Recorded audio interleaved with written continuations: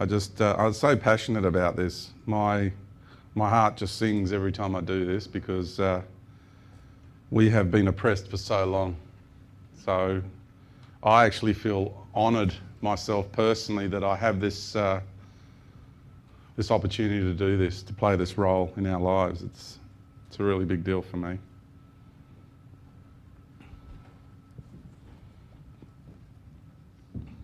So I got to the point before that we were discussing about how we were on this level here, and before I go any further, I want to say that what I shared with you in the first session, in the first part, is those key bits of information that are just so important to understand how magnificent you are. Honestly, it is so important to understand how powerful and magnificent each and every one of us is, because we get downtrodden in our lives. What's continually being propagated on this planet is this notion that humanity needs mentoring, that we are no good, that we are children in comparative to galactic levels of communities, let alone cosmic communities. So it's your choice what you choose to accept as what reality is.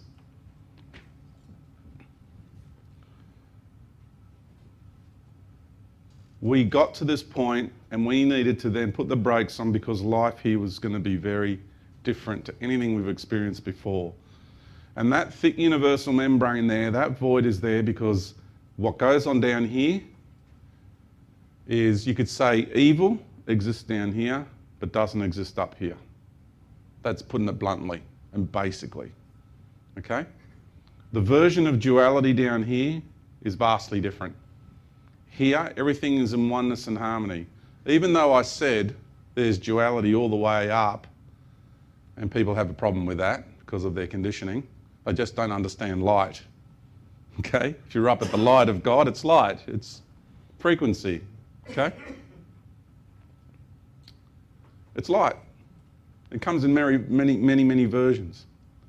So down here, the version of life is vastly different.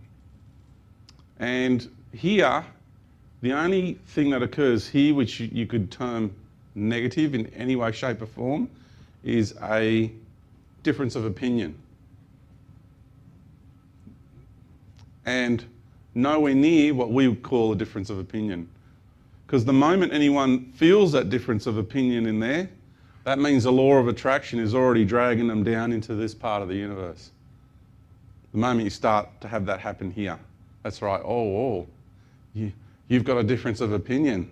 I wish you well on your journey. The knowing, it's not said, it's just a knowing straight away. Because you're already getting those charges happening in a more pronounced fashion.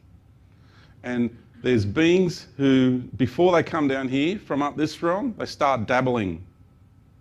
They're the beings that we interact with, light beings from higher dimensions. Because they can't dabble down into here without being affected by universal consciousness.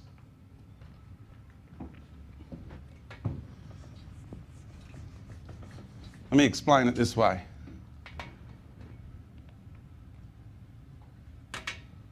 If you have plus and minus, okay? It's like the scales of life, okay? Positive and negative, the scales of balance. The moment you start dabbling down to those lower paradigms, you're either exploring this charge of life further or you're exploring that charge of life further. So you're creating an imbalance. You're already starting to create an imbalance. So if you come from the fifth dimension,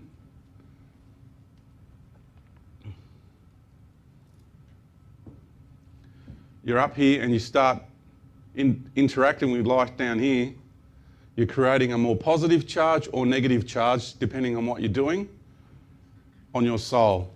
That means you're on your way down. because you're creating imbalance. So if you have beings who are interacting and meditating, these wondrous beings of light, and they do like a healing or they provide information or whatever, then these beings here are starting to create an imbalance and they're on the way down. And that's what happens. It's like dipping your toe in to the pool before you're going to take a dive in. You're just getting a feel for it. And the more they interact, the quicker they go down. Because this is where the realm of unconditional love is. Unconditional love means you don't interfere. That's the ultimate definition of unconditional love. You just allow things to be. No conditions. You let things be. Universal law of non-interference. This is what we're discussing here. Because the moment you interfere, the moment you interact, whatever that paradigm is that you're interacting with, you're starting to get that frequency. You're starting to get that charge on your soul. You start throwing yourself out of balance one way or the other. Very, very important piece of information. Really helps you to understand when you're interacting with beings from higher levels what's going on here. They're already on their way in if they're interacting with you. Because all the beings of the true light and the beings of unconditional love, they just stand back and let life take its course. I remember dabbling. I remember having that charge happen. And I remember coming in. And what we have down in this realm, which I call the fourth dimension, in physical size, it's by far the biggest. Because we reach maximum expansion down through the universe in this domain here. It's massive. And all these different vibratory levels you see here, that's nowhere near enough. Do that times 100 at least. Okay, you just got to understand how many frequencies and overtones there are in that fourth dimensional paradigm. An incredible amount. And what happens is, because of that, when there's beings down here, when they look up, there's beings up at the top end of this structure. They look like angels, ascended masters, gods. This is something very, very, very important to understand. Just how big this paradigm is and just how caught beings and races are in this paradigm. Because when you're down here and you look up, there's beings up here that have angelic hierarchies, hierarchies of ascended masters, and all sorts of spiritual hierarchies going on. There are beings, look, you've got to understand we're talking about a universe, and we're talking about universal evolution over eons and eons and eons of time. It is very important to understand just how powerful some of these beings have become. We're talking about universal life. We're talking about cosmic life. Expand your awareness. Start realizing they have been manipulating life for a very, very, very long time. Billions of years. Imagine what they've learned over billions of years of manipulating other life forms. So please understand what we're talking about here. I acknowledge them and I respect them, because I respect, you've got to give credit where it's due. And they're genius. We're talking about genius here. I mean, this is all they do. They go and they present themselves to planetary populations and they manipulate them and they control them. And they've been doing this for eons of time.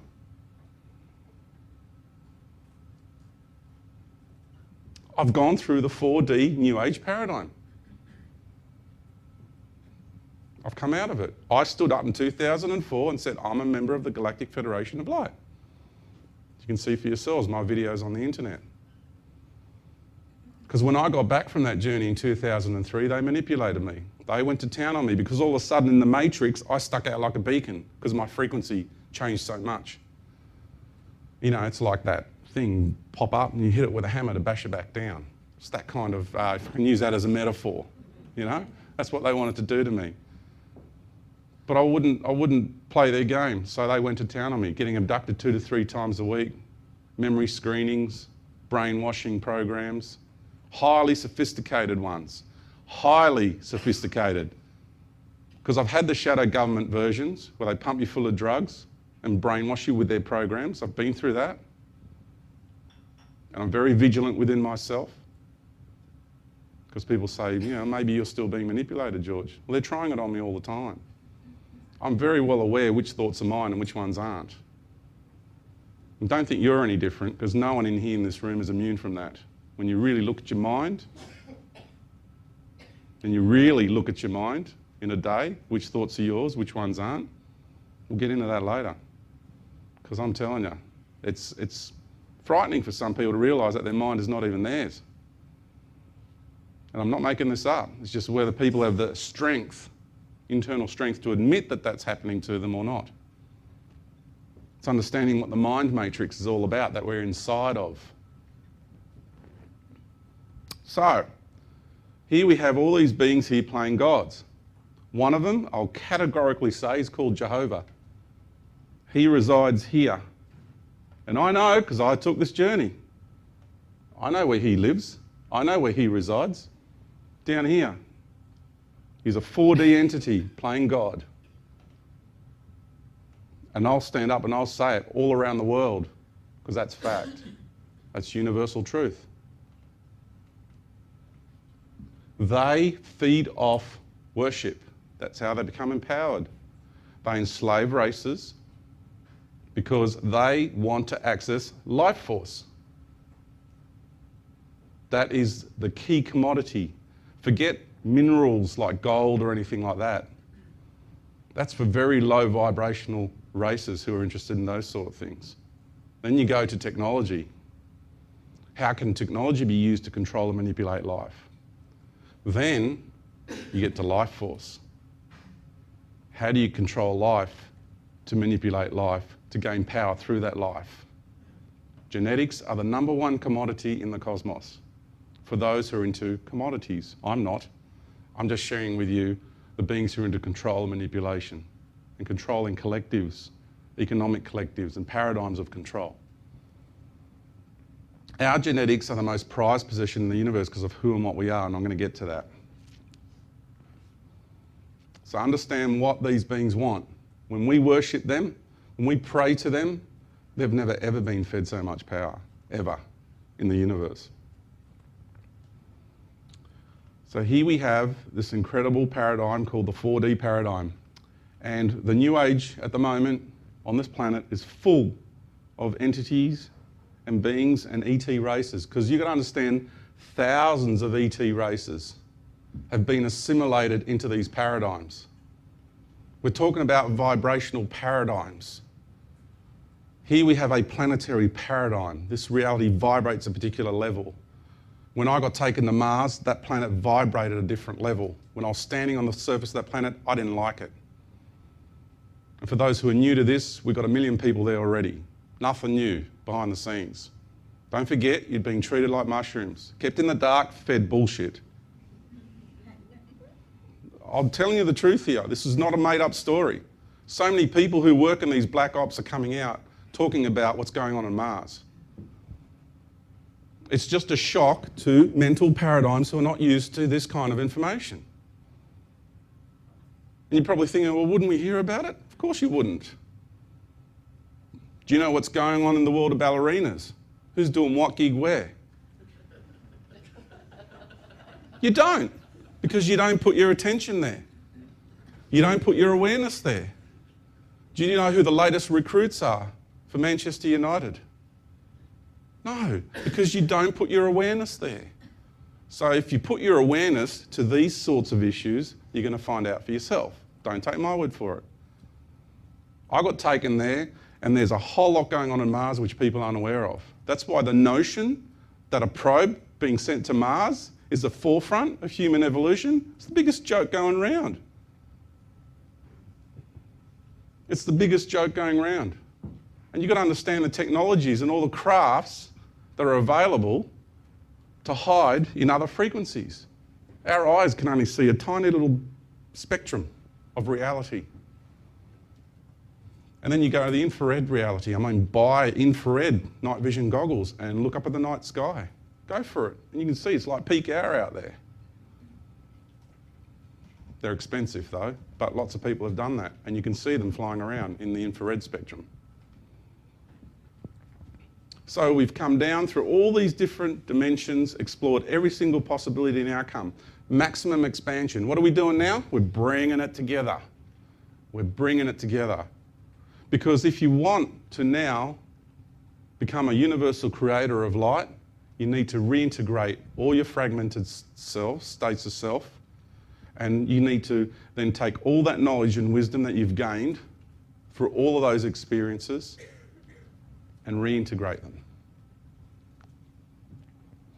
So I'll stand here before you now, and I'm going to tell you, I have been the most evil of evil that has ever existed. The most evil thing you could possibly imagine, I have been that. And I have been the most loving and the most caring and the most compassionate and the most empathetic being that has ever existed. I've been that too, and I've done that too. Because I have been everything that this universe has to offer. So have any of you been evil? If you can't go there, then you better think again. Why can't I go there? Why can't I see myself as being evil? Because you've done it in this lifetime, for starters. So get over your self-righteousness. Please, start being realistic. Okay? Address your egos and say, crikey, why can't I admit to doing wrong things to people? Because it's impossible to exist in this reality and be totally good all the time. It just doesn't work. At some stage in your life, you've done something that hasn't been right. You might not acknowledge it or recognise it, but one day you'll see what it's like for the person on the receiving end of you. One day soon we're all going to be experiencing. Like when the veil lifts, I'm going to feel everything each one of you are feeling now. And you're going to feel me experiencing you from up here. So much to talk about today, my goodness. Okay. So when I've said that we are galaxies, that we are universes, that we are galaxies and we are planets and we are stars, please understand, next time you entertain the idea and the concept of oneness, contemplate how integrated we are. We are so one. We are so integrated. I'm inside each and every one of you. I'm inside of you. As you're a universe, I'm inside of you, and to me, you're God in that universe. I'm inside of you as a galaxy. Not only as a being incarnate on a planetary system, but I'm a star in your galaxy. You're a star in my galaxy. I'm a planet in your galaxies. I'm inside of you as a planet. I'm inside of you as a star. And I may have multiple incarnational aspects incarnated on your planetary systems inside your galaxies. Isn't that amazing? When you really, really start to feel that, to understand that. Because we get this thing, oh, we're all one, it's all beautiful, isn't it great? What level are you processing that on? Because if you only keep it on this level, then you're no greater than the collective, like a beehive or an ant's nest. They're all one, right? Let's go deep. Let's go expansive. Let's go both ways and really look at life and its actual construct. I mean, crikey, we are so integrated. We're all inside one another in so many different forms. Wow, we're all one. Whew, that is awesome. And so once we got to this maximum expansion, let's bring it back together. So how's that process going to be? Because how is it we found ourselves on planet Earth at this time? This is where this is leading to. This is, who are we all? Where do we come from? What are we doing here? So I've explained as far as my awareness can where we've come from and who and what we are. Now I'm getting to what planet Earth is all about and what the human race is all about. I want you to have a look at that.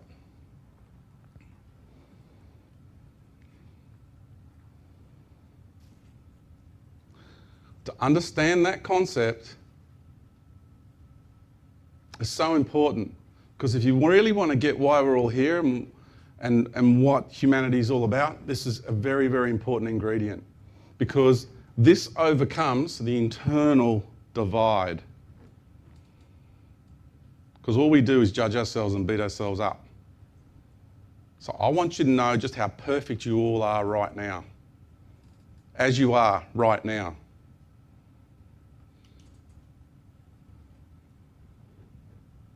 You don't have to become like a priest or a monk or anything in order to be spiritual, in order to ascend. You don't have to be any of that. All you got to do is be you.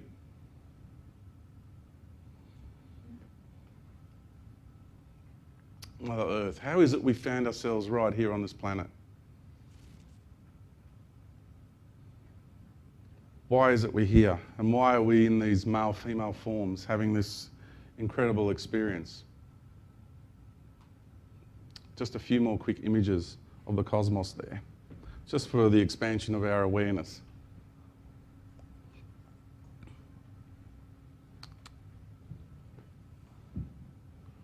So we have this universal consciousness that said, right, all these beings are coming inside of me and they're going to learn how to be like me. So what's the best way to go about it? So the female aspect of this consciousness, of this universal consciousness, the Creator, Divine Mother, whatever you want to call her, said, I'm going to manifest myself as a galaxy, because it's the female energy that spawns life, that life is birthed through. She's the one that facilitates that process. So she created a galactic womb, and we call it the Milky Way galaxy. That's why we call it the Milky Way galaxy, because it's the nurturing of the mother's milk. It's understanding where all these names come from. Why? Why is it called the Milky Way galaxy? Who is this galaxy we're inside of? Remember I said we're all galaxies, but who's the Milky Way galaxy? So first of all, before you even get to understand who Mother Earth is, understand the galaxy you're inside of.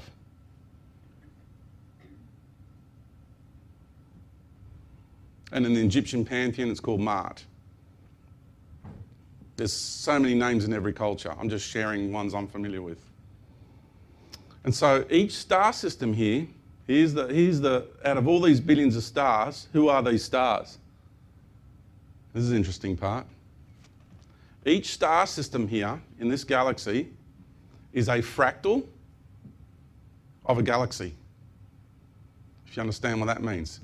You get a whole galaxy and you compress the expression of that whole entire galactic consciousness and you compress it down into a star system. That version of that galaxy as it is. Not just that consciousness says, all right, I'm going to go manifest myself as a star and whatever happens as the star, it happens. No, I'm talking about get a whole galactic paradigm and compress that paradigm with all the life and all the experiences every being has ever had in that galaxy, and you squash it and you compress it down into a star. Because we are now on the road to compression.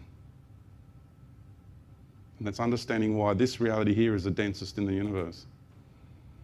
First of all, you've got to be in the densest galaxy, right? To be in the densest planet. You've got to have the paradigms, the vibrational paradigms and realities to facilitate the experiences.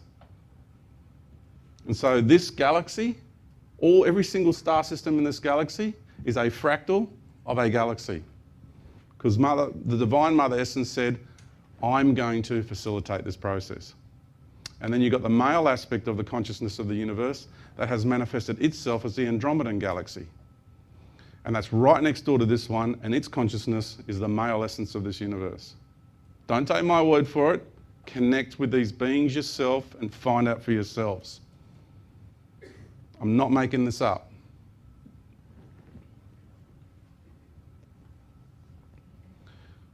And so what we're looking at now is a stepping down of universal consciousness to facilitate this process firsthand. And we're on the road to compression.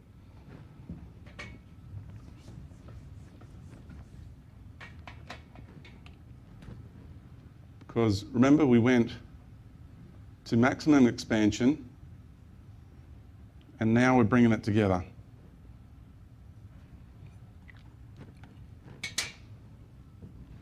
You can go back the other way, but the compression journey into integration is shorter.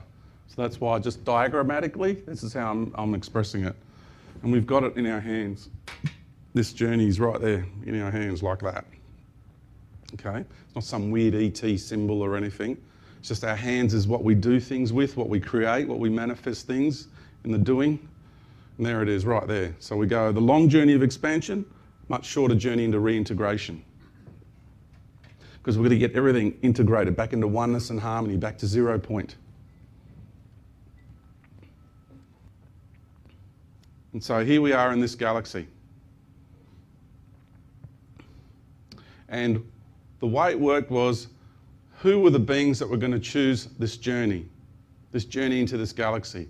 And so each galactic consciousness, reality of each galaxy, and all the spiritual hierarchies in each galaxy, all the beings that have had all their experiences there, got together and worked out who was going to represent that expression of life, them, those races and those peoples who exist in those paradigms, who vibrate those versions and expressions of life. And we stuck our hands up because the journey that was going to be undertaken was known from back then. And it was going to take only beings with a lot of wisdom and a lot of courage to embark on this journey. Because think about it for a moment. Here you are in a universal paradigm, you've had maximum expansion.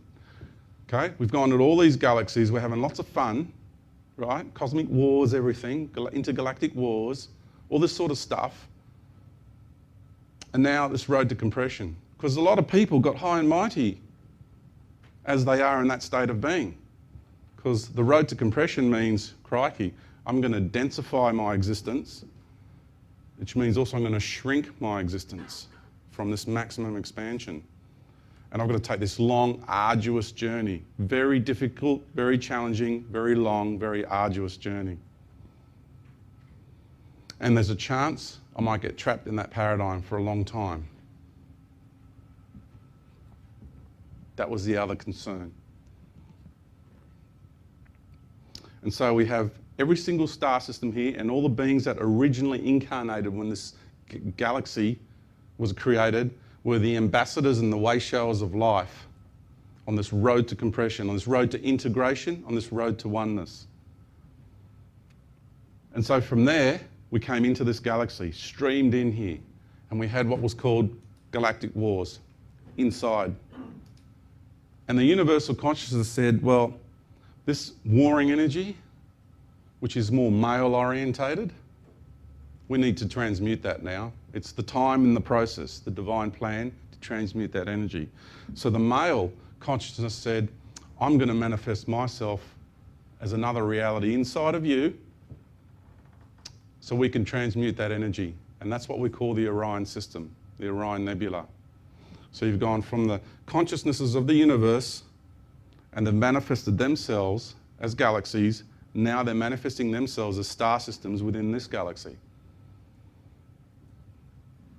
Because if you look at yourself as a creator, put yourself in their shoes for a moment, right? Are you going to have a universe? Are you going to let beings stream inside of you and you're just going to sit there high and mighty and say, no, you guys sort it out? How are you going to go about sorting this issue out of maximum expansion and integration and separation? A lot of divisions between beings. How are you going to sort that out as a creator? How would you go about it? What plan would you devise to make this happen? Would you force them into a small confined space and get them to sort it out so they learn for themselves? Or are you going to do it for them, which they'll never learn from, really? So if you look at it from that point of view, this makes sense. So the Orion Nebula was manifested. And it's big.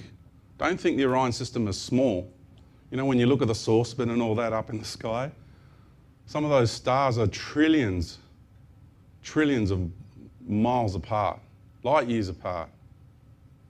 You just see them as though they're flat, but one's much deeper than the other. They just look like they're all in a row together. No way. The Orion Nebula is massive. It's like a mini galaxy within this galaxy. And when we all went into there, oh, well, I did. Some of you might not have, but I think everybody did, really, because you need to experience everything in life. We had a lot of wars, the Orion Wars, and that's what the Star Wars shows were all about. What you saw in those Star Wars programs was so close to the truth. Those sort of empires, those sort of wars, they all existed. This is not a sci-fi story. This is reality. It's big cosmos.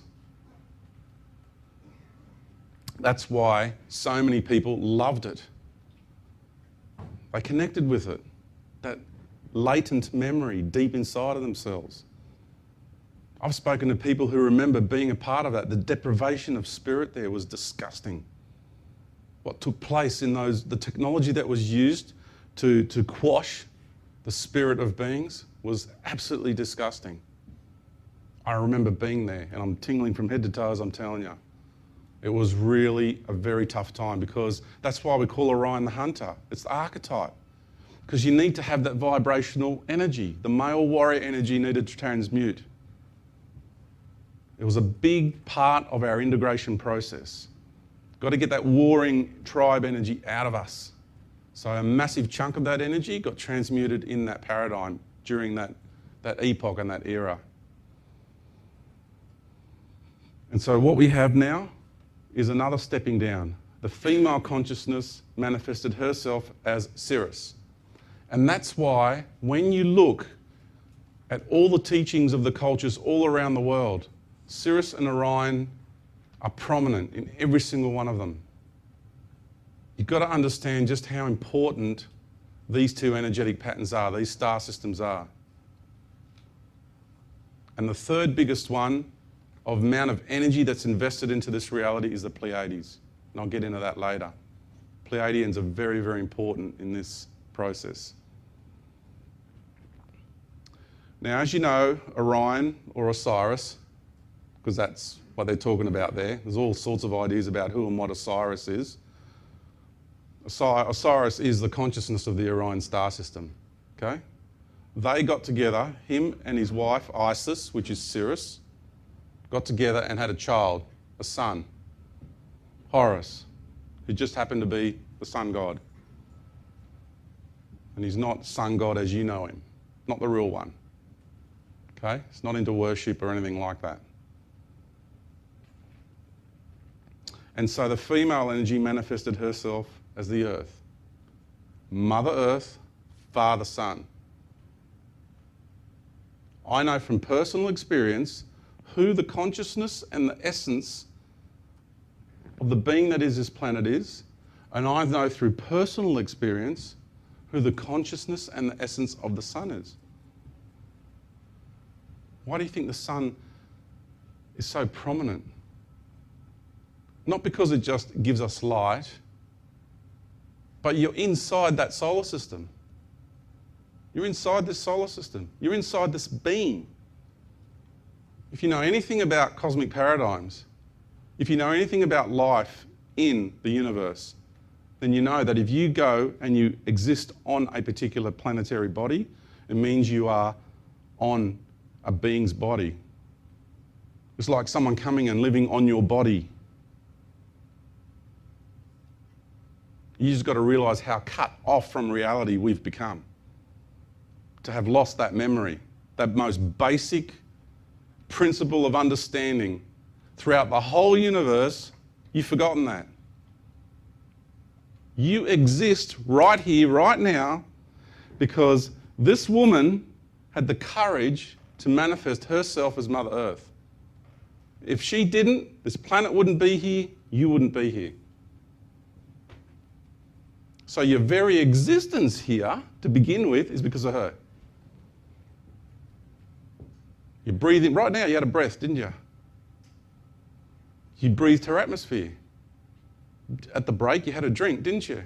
You drank her waters. You eat her food. Just really basic contemplation. Crikey, yeah. How often in a day will you stop and go, thanks. Thanks, Big Mama. I appreciate that. Thanks for the water that I drank. Thank you for the air that I breathe and the food that I eat. Thank you for allowing me to come here and exist and have my experiences on your body. But we don't. Some do, but not many at all. How disconnected we've become from reality. My goodness. So how an essence incarnates into a reality is like this. You know how I said we came into the universe and we enter the universe, become one with the universe, calibrate with ourselves with the universe, right? Well, we do the same. We enter a galaxy. If you're going to incarnate anywhere in the universe, this is how you go about it. First of all, you enter through the core of that galactic consciousness, because that galaxy vibrates different to every other galaxy.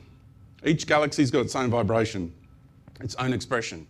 So you enter through the core of the galaxy and you merge and become one with the being that is that galaxy. That's for starters. Then your consciousness, your essence, travels out through one of these arms, if it's a spiral arm galaxy like this, like ours, down through that river of life, or an umbilical cord, if you want to put it in reality. It's like a river and you've got cities clustered around, a river. It's the same principle. You've got energetic life force streams and you've got all the stars and planetary systems clustered around these energetic life force streams. Scientists want to call it just its gravity and things like that that create this. But it's not. It's so much more than that. It's deeper than that. And you then gravitate, right? Gravitate to the star system that you've put your awareness to, that you're heading towards, you're gravitating towards it through the law of attraction. You are being attracted to that vibrational paradigm, to that vibrational reality, to have those particular set of experiences. Get where I'm coming from here? And you travel out through there to whichever star, maybe it's that little tiny dot right there. And you go, that's where I'm headed. You might have a few little stops along the way for whatever adjustments or things that you need to do, but then you get there. And then you enter through the core of that star.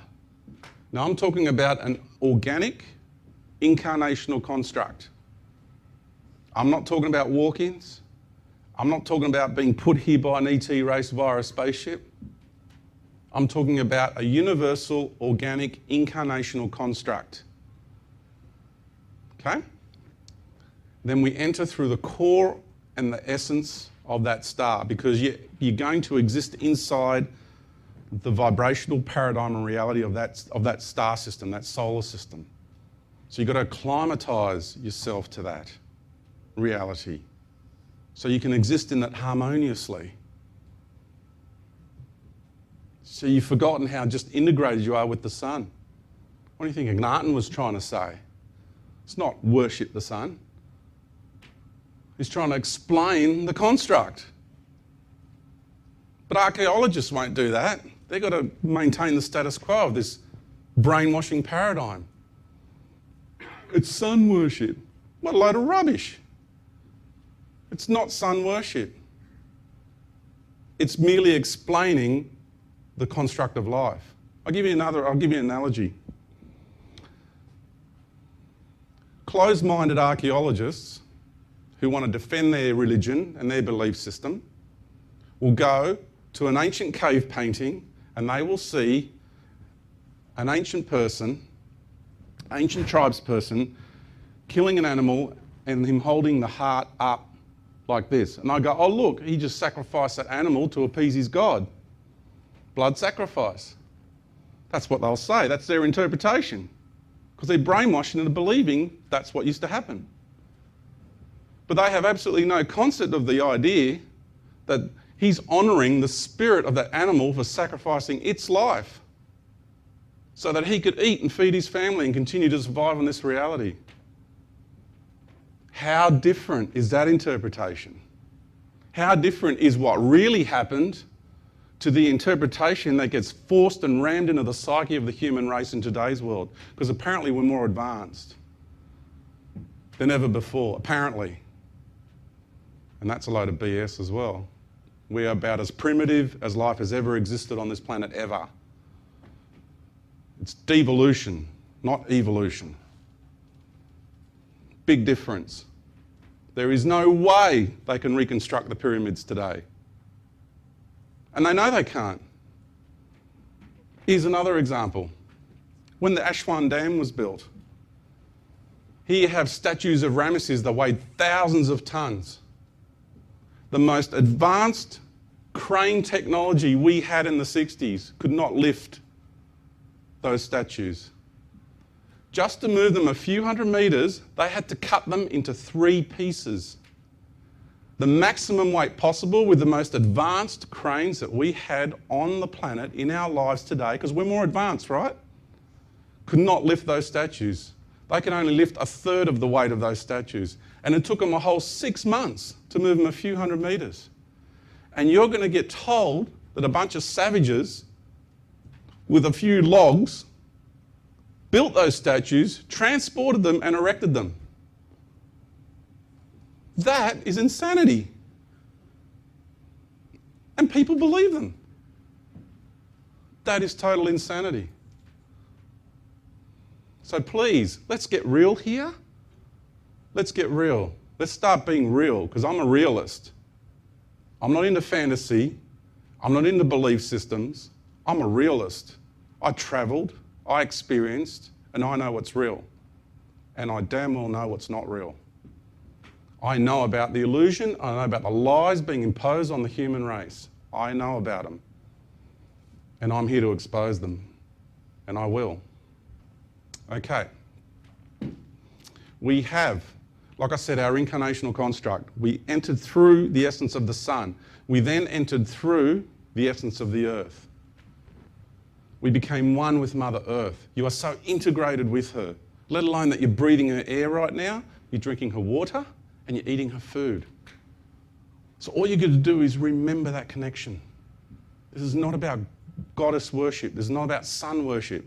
This is about re-remembering our incarnational constructs, our organic construct to life.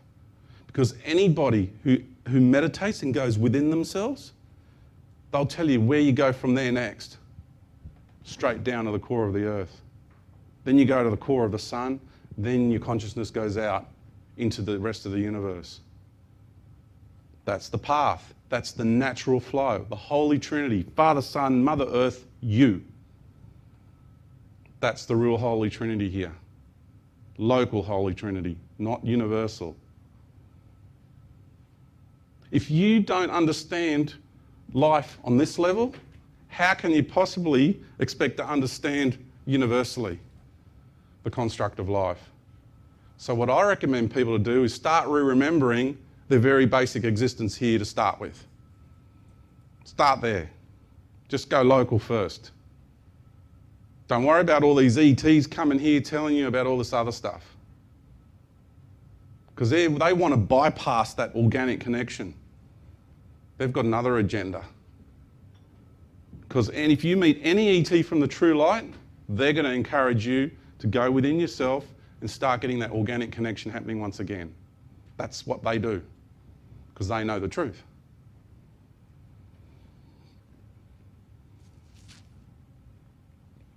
That's why we're here on Mother Earth. And that's why so many ET races are fascinated in our genes, because we are human. What does human mean? For those who are not familiar, I've mentioned this before, but for those who are not familiar, what is human? And people have a go at me about this definition. Right? Let them. Let them have a go, all they like. Man. That's an ancient word for God. That's an ancient word for mind.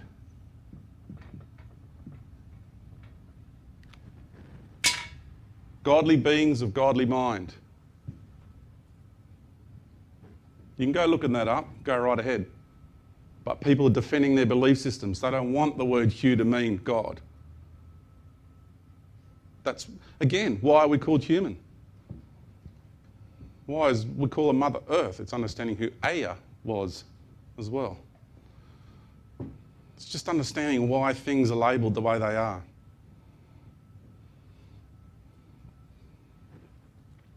Okay. Godly beings of godly mind. What's our DNA? What's our genetics? Who are we the embodiment of? Because this is the microcosm of the macrocosm. We're on the road to compression. Because remember, we are compressing everything. Everything. So now we have taken a whole universal paradigm and we have now compressed it into one planetary system. Nowhere else in the universe is life as diverse as it is here. Nowhere. And once you get through this veil of illusion that we've got here, that our minds are plugged into, the planetary matrix, and then you get past the cosmic matrix that these other ET races are imposing on humanity as well, and you get to reality, then you realise out there, multitudes of life throughout the universe hold us in the highest esteem, the highest regard, and they know that we are the way showers. They know, because they are our family. And they're watching us with unconditional love, being exposed to all this deception, to all these lies, and they're standing back and they're just watching us go through it. Because just like you let a friend go through a difficult relationship, you try to help them, but you know it's best not to interfere. So what you do is you stand back and you just allow them to go through it. Haven't we all done this in life? Yeah. So it's important that we do that. Otherwise they won't learn. And then you start creating all this charge on your beingness. It's not a good thing. So you've got to be unconditional, no conditions. Because the moment you start interfering, participating, that's conditions. Conditions apply because you're making that scenario become what you want it to become. You're not standing back and just allowing it to take its course.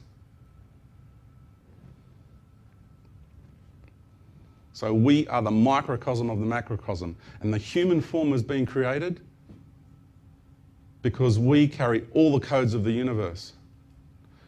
Because we have taken this incredibly long journey down through all the dimensions of the universe.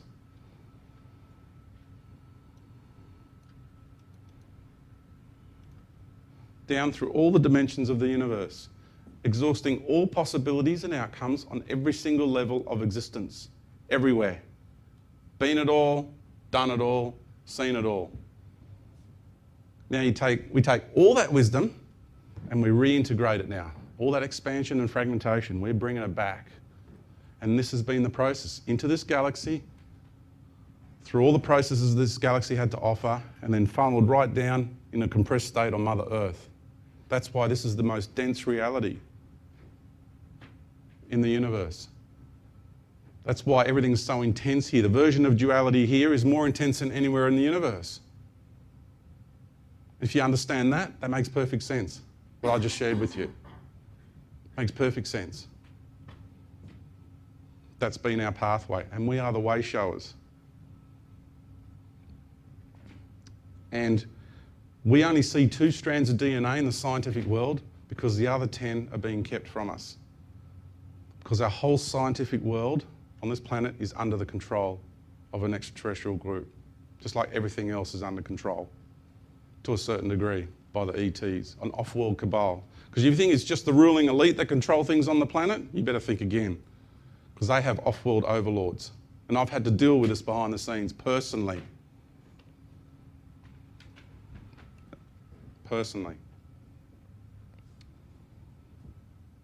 So we've done everything, we've been everything. So we are now going to go through a process here on Mother Earth. You know, I talked about the birthing process before. Because if you take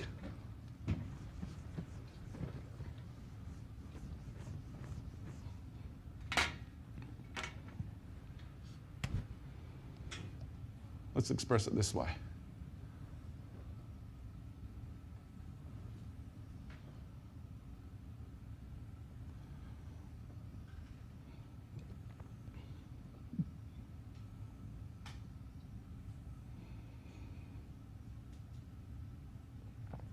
Okay. A wheel within a wheel. I'm going to give you my interpretation of what Ezekiel was saying, because you've got to understand how people thought back then. He wasn't explaining that these ships that were flying in the skies were a wheel within a wheel in a mechanical sense. Back then, if you said a wheel within a wheel, what you were saying was a cycle within a cycle. A cycle within a cycle, a life cycle within a life cycle. It is the basic explanation of the mindset at the time of the people in ancient times of saying how people come from another dimension. I say to you here in English now, these are beings from other dimensions. How did they say that back then? They were from a cycle within another cycle, a wheel within a wheel. That's the explanation. You just got to think how they thought. People approach ancient scripts and ancient writings with today's mindset. They don't understand how people felt and thought back then. You've got to take that into consideration, the cultural understandings and the way they perceived life at the time and why things were written the way they were written. That is a crop circle design of late too in the last few years, if you're not aware.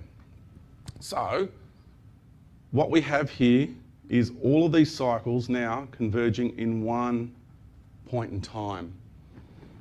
Let me explain it this way as well, so you understand what I'm saying, you get a feel for it.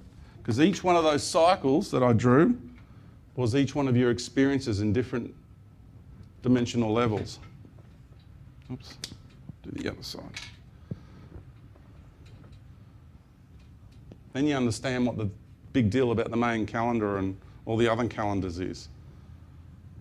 So you have your big cycle, and you have a smaller one within that. So I'm just drawing it now in waveform because people see things and comprehend things in different ways. So other people might understand this concept better. This is, again, a cycle within a cycle.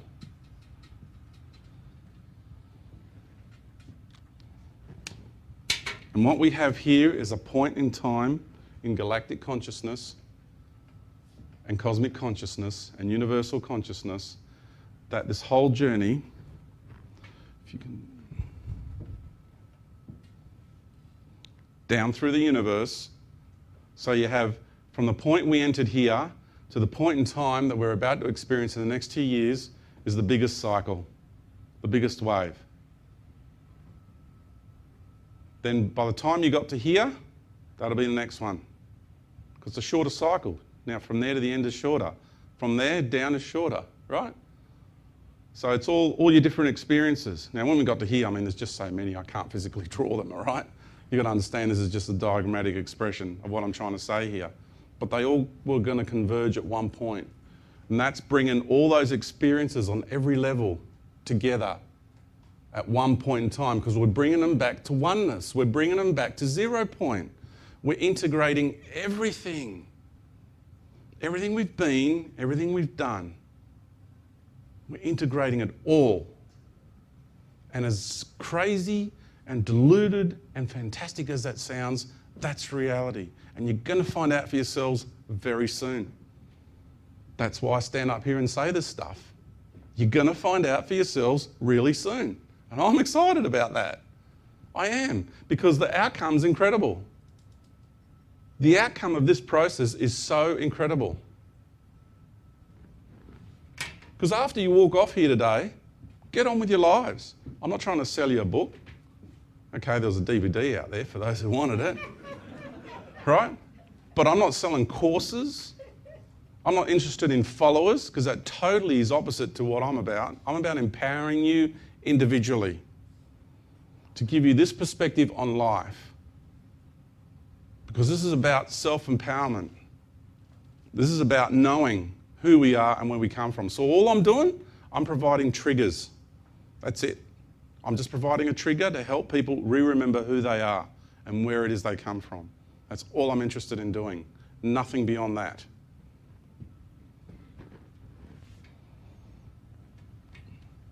All of that comes to an end at some stage. We're bringing it all together. 0 point oneness. And that is what the Mayan calendar was about. And that's what the main calendar expresses, the universal cycle, the cosmic cycle, the planetary cycles. A wheel within a wheel, a cycle within a cycle, all converging. And for me, the cycle does not end on the 21st of December 2012. It doesn't, as far as I'm concerned. It doesn't end there. Because that's a solstice. See, we're in the precession of the equinoxes. So there's a mechanical process to this as well. I'm not just going to throw theories at you. Look at things, look at all of it. It's a whole package. Why does the Earth have this wobble on her axis? And why does the wobble, which is a cycle in itself, so all I've done is I've taken a cycle and I've opened it up, okay? So we're looking at it in a linear fashion now, okay? It's like when you go off the Earth, she's a round ball. And then you come down on the Earth, it opens up, it looks flat. Remember, vortex of light, go inside of it, paradigm opens up. Cycle, precessional cycle, come in onto the cycle from high level of consciousness, you experience past, present, future. There's a vortex, cycle. When you go down in that cycle, in that precessional cycle of the equinoxes, you experience it in linear fashion. 24,832 years is the duration of that cycle. Fixed timeline from beginning to end. These are different to the numbers you normally hear. I suggest people take these numbers and start playing with the harmonics around these numbers, because these numbers plug into our DNA. Harmonically, they do. People don't want to accept that fact. In the early 1900s, they measured our precessional cycle at about 25,800 years, that's it, 25,800 years. And they thought that was pretty accurate back then, and they were very accurate. And then they recalculated the precessional cycle in around the 80s, and they came up with 25,920 years. And because they did it with computers, and they measured the cycle at the time, they thought that's it. That's the duration. Because we're more advanced now, we have technology, so we're more advanced, right? I'm going to have another little dig. Why do people focus on the Mayan calendar? Well, after 5,500 years, it's only out by 20 seconds in its phases. We operate from a Gregorian calendar because we're more advanced, which is only 500 years, and we've got to make up a day every 4 years. So we're more advanced, right? So those guys back then who were a pack of savages had no idea about cosmic cycles whatsoever. No idea. No, because they were dummies, they were savages, they were bloodthirsty people, right?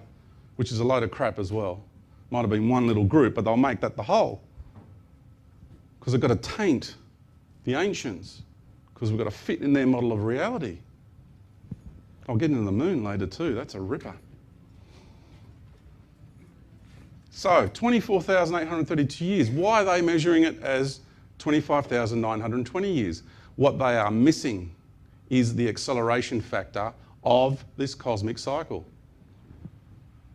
What they are looking at is the illusionary timeline, and you know me, I don't like that word illusion, but there is an illusion going on here. Not the whole planet and everything, just the matrix, the mind matrix is the illusionary part. And that, because we are below oneness, we are below unity, right? I'm not going to stay on numbers for long, just some people like numbers, so I'll do this. If you increase that by 1/5, because that is the Christ ratio, the golden ratio, the Buddha ratio, the Krishna ratio, whatever you want to call it, the magic ratio of life, and we are below unity. That's where it's at, right? The manifestation of life below oneness and unity, below one.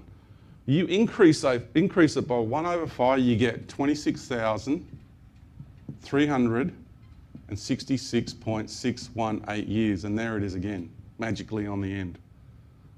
366 days in the year, and on it goes, right? People say, but George, you said numbers can say anything. They can. It's a label. I'm using harmonics to describe the cycle for those who are into the quantifiable language of numbers. Okay? This isn't times tables numbers. This is sacred geometry and sacred harmonics. Totally different level. Right? These two numbers here and that, these two symbols are the two main numeric symbols that built all the ancient structures and monuments and Gothic cathedrals. Those two. More than any other numbers. This one, the relationship between the male and female, the ratio. This one, the ratio of life. Both of them, the circle, that's pi, right?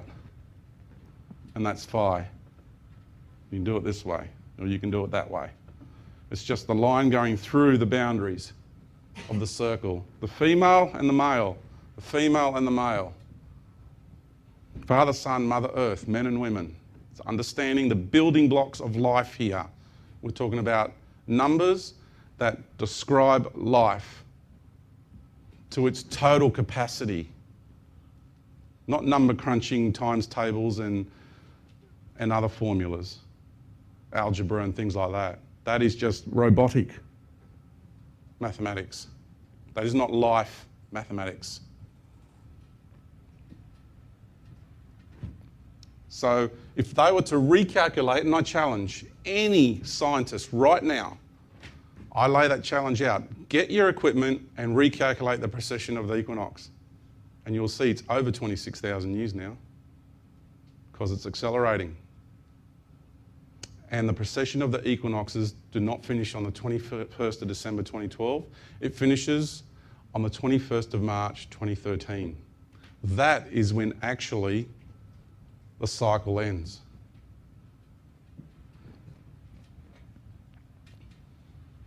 Okay, just a little bit of number crunching for those folks who like that quantifiable language.